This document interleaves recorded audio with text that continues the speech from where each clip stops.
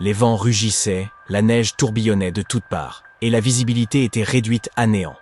17 alpinistes, piégés au sommet de l'Everest, manquaient cruellement d'oxygène. Avaient-ils la moindre chance de s'en sortir? Et pourquoi cette journée allait-elle marquer l'histoire sous le nom de catastrophe de l'Everest de 1996? À la fin du mois de mars de cette année-là, une expédition de 18 personnes menée par Rob Hall s'est rassemblée à Katmandou, au Népal. Dès le lendemain, ils se sont engagés dans une ascension de 9 jours à travers les sentiers de l'Himalaya. Le 9 avril, ils ont enfin atteint le camp de base, point de départ de l'ascension du mont Everest.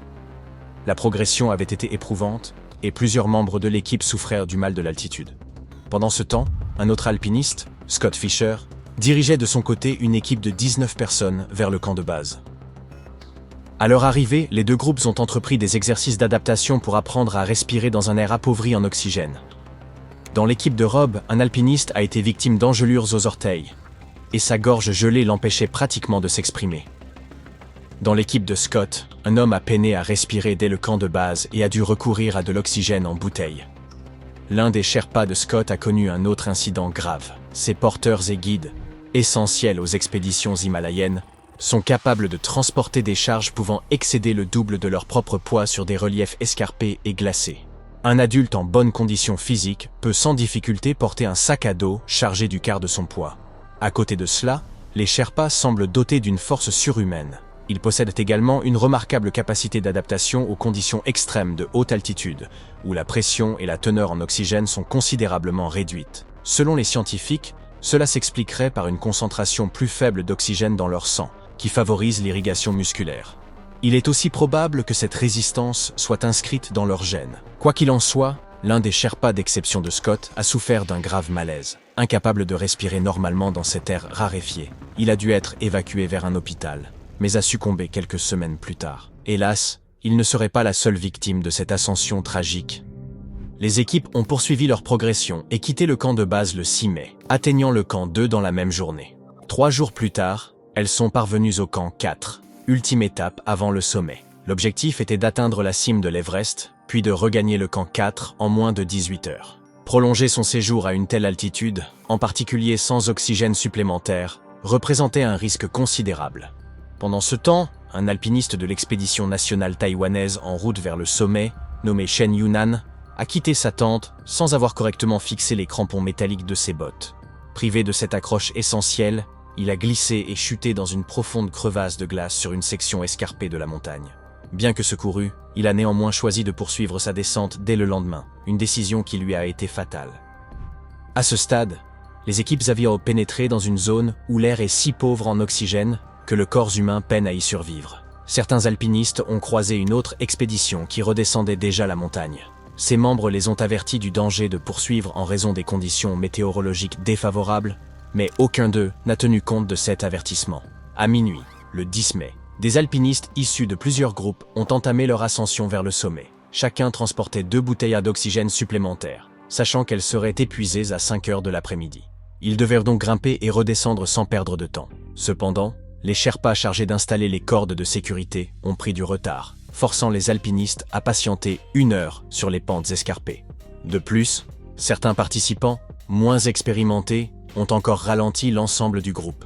Rob Hall, le chef du premier groupe, avait donné pour consigne de rebrousser chemin entre 1 et 2 heures de l'après-midi, qu'ils aient atteint le sommet ou non. Aux environs de 13 heures, le premier groupe a foulé le sommet de l'Everest. Pourtant, de nombreux grimpeurs n'ont pas respecté l'heure limite fixée à 14 heures. Scott Fisher, de son côté, a autorisé son équipe à poursuivre leur ascension, bien après 15 heures. Rob Hall et Doug Hansen n'ont atteint le sommet qu'à 16 heures, une heure bien trop tardive pour espérer redescendre en toute sécurité. Le temps se détériorait déjà. À 15h30, une tempête s'est levée, et à 18h, elle s'était transformée en un blizzard d'une rare intensité. Tandis que certains alpinistes parvenaient à regagner leur camp, à 22h, la moitié du groupe était encore piégé dans la tempête. L'un des groupes était bloqué à 8230 mètres d'altitude, à seulement 60 mètres du camp 4.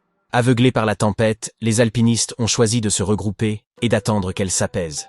Rob Hall et Doug Hansen, quant à eux, se sont retrouvés immobilisés près d'une section verglacée et abrupte, connue sous le nom de ressaut Hillary. Hansen s'est effondré, et Hall est resté à ses côtés. Le corps de Hansen ne fut jamais retrouvé. Plus tard, les Sherpas découvrirent les dépouilles d'autres alpinistes disséminés à différentes altitudes. Au total, la catastrophe aura coûté la vie à 8 personnes et causé de nombreux blessés. C'était le bilan le plus meurtrier en 24 heures sur l'Everest. 5 ans plus tard, l'Everest a tout fait pour empêcher Marco Siffredi d'être le premier à dévaler son sommet en snowboard. L'itinéraire qu'il avait initialement prévu pour sa descente manquait cruellement de neige. L'alpiniste et snowboarder français a donc dû en choisir un autre. Après seulement 201 mètres de descente, une sangle de fixation de son snowboard s'est brisée sous l'effet du froid. Un Sherpa l'a aidé à la réparer, et il a terminé sa descente en 2 heures, jusqu'à 6400 mètres d'altitude. L'année suivante, Siffredi a cherché à réitérer son exploit sur un autre versant de l'Everest. Bien que la saison ait été bien avancée en août, cela ne l'a pas arrêté. Il a atteint le sommet le 8 septembre, en compagnie de 3 Sherpas. Épuisé et confronté à une météo changeante, ses guides lui ont déconseillé de poursuivre, mais il n'a pas écouté. Les Sherpas l'ont perdu de vue à plusieurs reprises et, à environ 1300 mètres en contrebas du camp 3, ils ont aperçu une silhouette lointaine se redresser une dernière fois avant de disparaître dans la montagne. Ni Siffredi, ni les traces de son snowboard n'ont jamais été retrouvées. Pourtant, nous pourrions encore entendre parler de lui, car il faut parfois près d'1 siècle pour retrouver des traces d'un disparu sur l'Everest.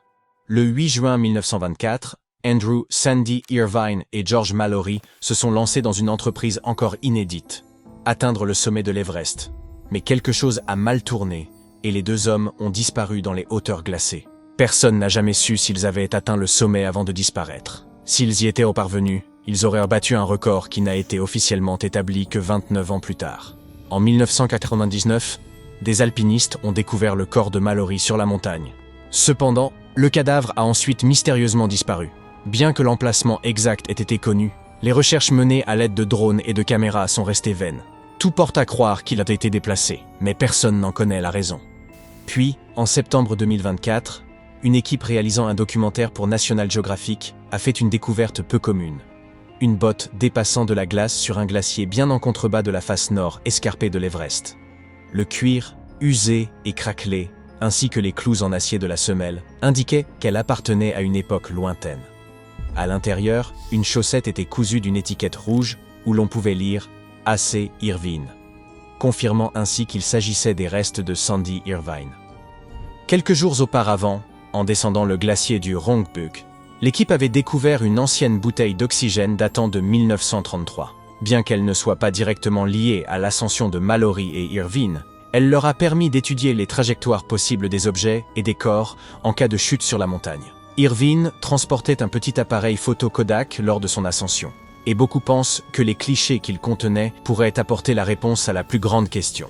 Avait-il atteint le sommet avant de disparaître ? Les membres de la famille d'Irvine ont par ailleurs proposé des échantillons d'ADN pour confirmer son identité.